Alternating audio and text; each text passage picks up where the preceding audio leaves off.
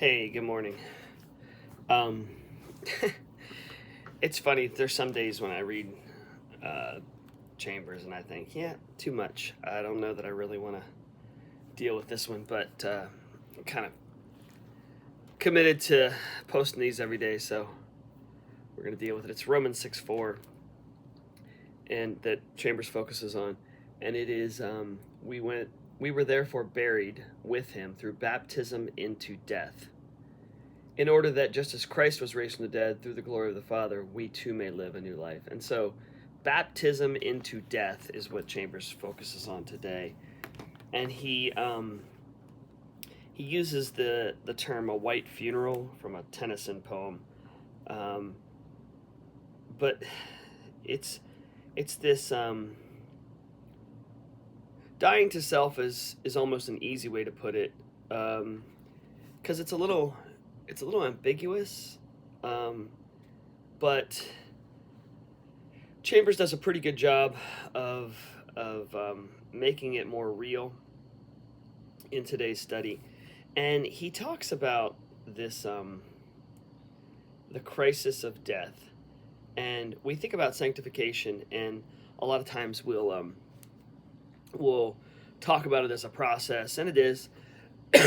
Excuse me, but for him, he's basically saying that process is based on a decision that is this crisis of death, this white funeral, this time that we truly die. And it's just I don't know, it's a little uncomfortable kind of topic, because it makes you say, and this is what I don't like, it makes you say, am I dead to myself? Have I done that? Have I truly died to self?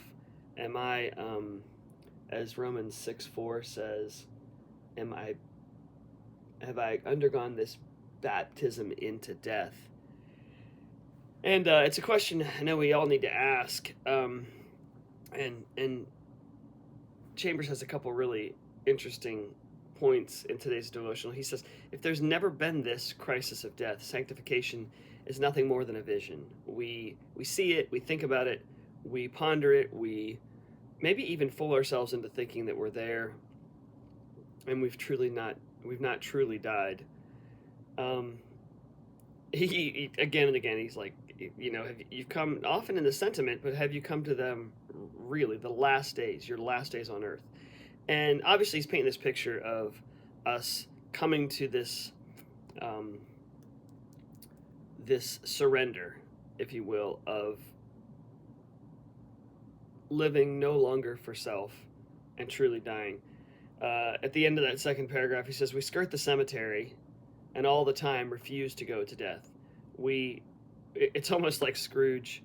Um, it reminds me like Scrooge seeing his own death and kind of, no, no, no. This reminds me of when Jesus was talking to the disciples, and he had just given the teaching where he says, unless you eat my flesh and drink my blood, you can have no part of me. And from that day on, I think it says from that day on, maybe I know in that particular instance, a lot of people depart, and this teaching's too hard.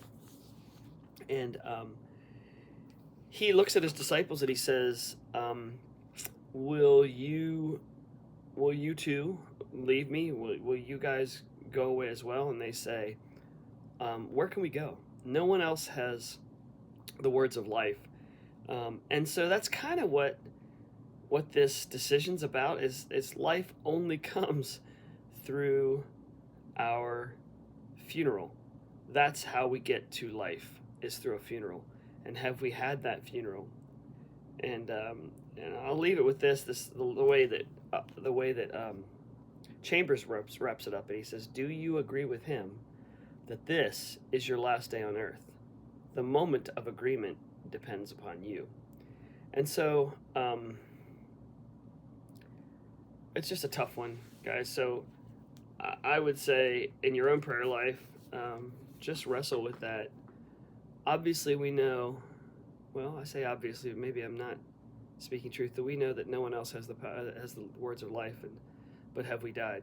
Have we gone to our death? Have a great day.